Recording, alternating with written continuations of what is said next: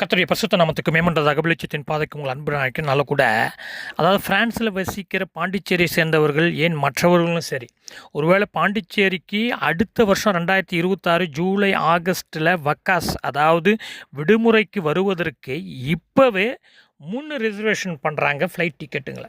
காரணம் என்னன்னு சொன்னால் அடுத்த வருஷம் நீங்கள் மார்ச் ஏப்ரல் மே ஜூனில் போனால் கூட டிக்கெட்டு விலை பயங்கரமாக உயர்ந்து போயிருக்கும். அப்போ இப்போவே ரிசர்வேஷன் பண்ணிட்டா அந்த டிக்கெட்டு விலை குறைவாக இருக்கும் என்பதனால் பலர் அடித்து பிடித்து கொண்டு அதாவது எப்படின்னு சொன்னால் முன்கூட்டியே வேகமாக போய் ரிசர்வேஷன் பண்ணிடுறாங்க. செப்டம்பர்லேயே அக்டோபர் நவம்பர்லேயே ரிசர்வேஷன் பண்ணி ஃபுல் காசை கொடுத்து டிக்கெட்டை வாங்கி விடுகிறார்கள். காரணம் என்னன்னு சொன்னால் நமக்கு பிடித்த ஃப்ளைட்டில் போகணுன்னா கூட அக்டோபர் நவம்பர் டிசம்பரில் போனால் கூட சில டைமில் சொல்லிடுறாங்க ஜூலையில் டிக்கெட் ஃபுல்லாகிடுச்சு, ஆகஸ்ட்டில் 2026 டிக்கெட் ஃபுல்லாகிடுச்சு, அதாவது பாண்டிச்சேரி டெஸ்டினேஷனுக்கு டிக்கெட் ஃபுல் அப்படி என்று போர்டு வைத்து விடுகிறார்கள். பிரியமானவரில் இந்த சம்பவத்தை அப்படியே நான் இன்றைய கால சூழ்நிலைக்கு நம்மளுடைய வாழ்க்கைக்கு பரிசுத்த வேதாகமத்தில் சொல்லப்பட்ட சில வசனங்களோடு நான் ஒப்பிட்டு யோசித்து பார்த்தேன். அப்போ ரிசர்வேஷன் பண்ணுவது தப்பா பிரதர்னு கேட்கலாம். தப்பு இல்லை, ஏன்னா குறைந்த விலைக்கு நம்ம ரிசர்வேஷன் பண்ணுறோம். நாம் கொஞ்ச நாள் உயிரோடு இருப்போம் என்ற அந்த நம்பிக்கையோடு போய் ரிசர்வேஷன் பண்ணுறோம். ஆனால் வாழ்க்கை மிக குறுகிய காலம், எப்போது நாம் மறிப்போம் என்றே தெரியாது. 2026 இந்த உலகம் எப்படி இருக்கும், நாம் எப்படி இருப்போம், எது எப்படி நடக்கும் என்பதே உனக்கும் தெரியாது எனக்கும் தெரியாது, அடுத்த நொடி நடப்பது. ஆனால் முன்கூட்டியே ரிசர்வேஷன் பண்ணுறாங்க, சீட்டை ரிசர்வேஷன் பண்ணுறாங்க. கரெக்டாக பாருங்கள், அந்த ஃப்ளைட் டிக்கெட்டில் சீட் நம்பர் இருக்கும், ஃப்ளைட் நம்பர் இருக்கும், ஸ்டேஜ் இருக்கும், நேரம் இருக்கும், டெஸ்டினேஷன் இருக்கும், எந்த ஏர்போர்ட் இருக்கும், எல்லாம் இருக்கும். பிரியமானவர்களே, அதே மாதிரி தான் நீங்களும் நானும் இந்த உலகத்தில் வாழ்கின்ற அத்தனை மனிதர்களும் ஒரு டெஸ்டினேஷனை நோக்கி பயணப்பட போகிறோம். அந்த டெஸ்டினேஷனுக்கு முன்கூட்டியே எல்லாருக்குமே ரிசர்வேஷன் பண்ணியாச்சு. யாருமே பணம் கொடுத்து வாங்க வேண்டிய அவசியமில்லை அந்த டெஸ்டினேஷனுக்கு போவதற்கு டிக்கெட்டை. இப்போ பாருங்கள், ஃப்ரான்ஸில் முன்கூட்டியே ரிசர்வேஷன் பண்ணுற காரணம்னா ஒரு 300 யூரோ 200 யூரோ 400 யூரோ அடுத்த வருஷம் போய் வாங்கினா அதிகமாக இருக்குது, இப்போ பண்ணால் கம்மியாக. ஆனால் நான் சொல்லுகிற இந்த டெஸ்டினேஷனுக்கு டிக்கெட்டு அவசியம் இல்லை, எல்லாருக்கும் டிக்கெட்டு உண்டு, எல்லோருக்கும் அதாவது ஃப்ரீ டிக்கெட்டு, எல்லோருமே அந்த பயணத்தில் போகலாம், எல்லாருக்கும் ரிசர்வேஷன் உண்டு, அவங்கவுங்க பேருக்கு அவங்கவுங்களுக்கு என்று சீட்டு நியமிக்கப்பட்டிருக்கிறது.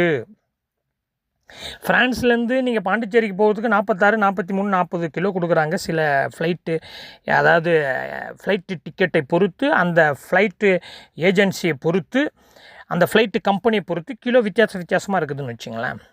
ஆனால் நான் சொல்லுகிற இந்த பயணத்திற்கு நானும் நினச்சாலும் லக்கேஜை கொண்டு போக முடியாது. ஆனால் ஒரு லக்கேஜ் உன்னோடு கூடவே வரும், நீ கொண்டு போக வேண்டிய அவசியம் இல்லை, ஆனால் உன் கூடவே வரும் ஒரு லக்கேஜ். பிரதர் சொல்லுங்கள் பிரதர், எந்த பயணம் பிரதர், டிக்கெட் இல்லைன்றீங்க, ரிசர்வேஷன் ஆகிடுச்சின்னு சொல்கிறீங்க, உங்கள் பேர் ரெடியாக இருக்குதுன்னு சொல்கிறீங்க, கரெக்டாக அந்த பயணம் போயிடுன்னு சொல்கிறீங்க, எல்லாரும் போகலான்னு சொல்கிறீங்க, எந்த டெஸ்டினேஷன் பிரதர் அப்படின்னு நீங்கள் கேட்கலாம். பிரியமானவர்களே, அதுதான் மரணம், டெத். இந்த மரணம் என்ற அந்த டெஸ்டினேஷனை நோக்கி நாம் ஒரு நாள் பயணப்பட்டுத்தான் ஆக வேண்டும்.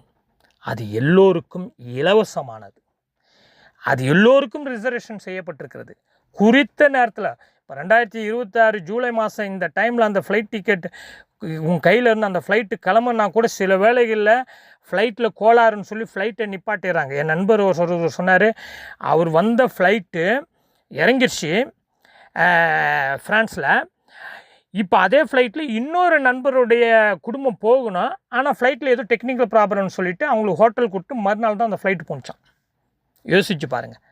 ஆனால் நம்ம இப்போது சிந்தித்து கொண்டிருக்கிற இந்த மரணம் என்ற அந்த டெஸ்டினேஷனுக்கு நாம் எல்லாருமே சரியாக கரெக்டான நேரத்தில் போயிடுவோம், லேட்டே ஆகாது. எப்பொழுது உனக்கும் எனக்கும் மரணம் வருமோ அது வந்துடும். அது நடிகராக இருந்தாலும் சரி, பிரபலமான நடிகர் அவர்.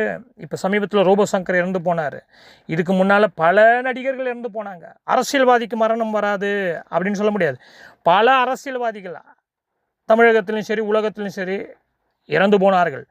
பெரிய பெரிய மேதைகள், பெரிய பெரிய அறிவியல்கள், பெரிய பெரிய அறிவியல் விஞ்ஞானிகள், பெரிய பெரிய வக்கீலுங்க, பெரிய பெரிய நீதிபதிகள், பெரிய பெரிய மருத்துவர்கள், யாராக இருந்தாலும் இந்த மரணம் என்ற அந்த டெஸ்டினேஷனை நோக்கித்தான் போய்கொண்டிருக்கிறார்கள்.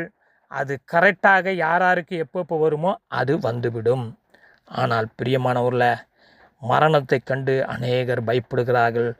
ஆனால் பைபிள் சொல்லுகிறது, கிறிஸ்தவர்கள் மரணத்தை கண்டு பயப்பட வேண்டிய அவசியமில்லை. ஏன் என்று சொன்னால், கிறிஸ்தவர்களுக்கு ஒரு நம்பிக்கை உண்டு. வேதம் சொல்லுகிறது, மரணத்திற்கு பின் ஒரு வாழ்க்கை உண்டு, மரணத்திற்கு பின் ஒரு மகிமையான ஒரு வாழ்க்கை உண்டு. அது தேவனோடு வாழ்கின்ற ஒரு வாழ்க்கை, தேவனோடு இருக்கின்ற ஒரு வாழ்க்கை. அந்த வாழ்க்கைக்கு நீங்களும் நானும் பயணப்பட வேண்டும். இந்த உலகத்தின் மரணத்தின் வழியாகத்தான் பயணப்பட்டாக வேண்டும். அப்போ இந்த உலகத்தில் நீங்களும் நானும், நான் சொன்னேன், ஒரே ஒரு லக்கேஜை தான் உன்னோடு கூட வருகிறது, நீயே நினச்சாலும் லக்கேஜ் கொண்டு போக முடியாதுன்னு சொன்னேன். அதுதான் நன்மை தீமை என்ற அந்த ஒரு லக்கேஜ். பலர் சொல்கிறாங்க, இப்போ விஜய் என்ற அரசியல் கூட, விஜய்க்கு வர்ற கூட்டத்தை பாருங்கள் எவ்வளோ பெரிய கூட்டம் அப்படின்னு. எவ்வளோ பெரிய ஒரு கூட்டம் வந்தாலும் சரி, விஜய் இறந்த பிறகு விஜயை வைத்து கொண்டிருப்பாங்களா என்ன? ஐயோ, இந்த அரசியல் தலைவருக்கு பாருங்கள் எவ்வளோ பெரிய கூட்டம் வருது பாருங்கள், ட்ரம்ப்புக்கு பாருங்கள் எவ்வளோ பெரிய கூட்டம் வருது பாருங்கள், மக்ரோனுக்கு பாருங்கள் எவ்வளோ பெரிய கூட்டம் வருது பாருங்கள் அப்படின்னு சொல்கிறாங்க.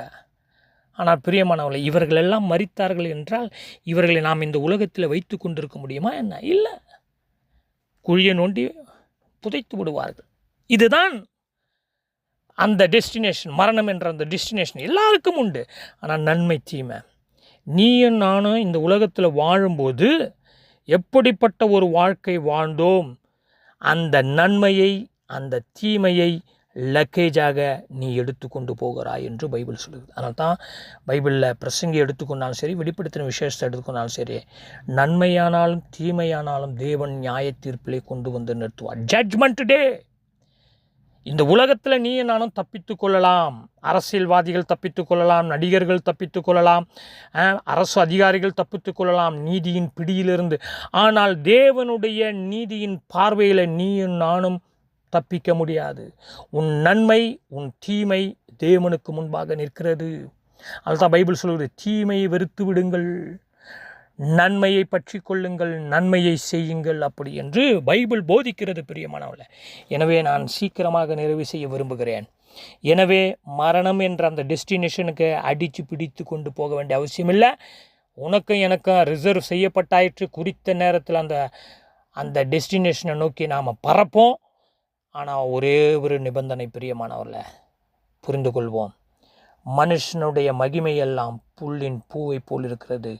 புல் உலர்ந்தது, அதன் பூவும் உதிர்ந்தது, மாம்சமெல்லாம் புல்லை போல் இருக்கிறது என்று 1 பேதுரு 1ஆம் அதிகாரம் சொல்கிறது.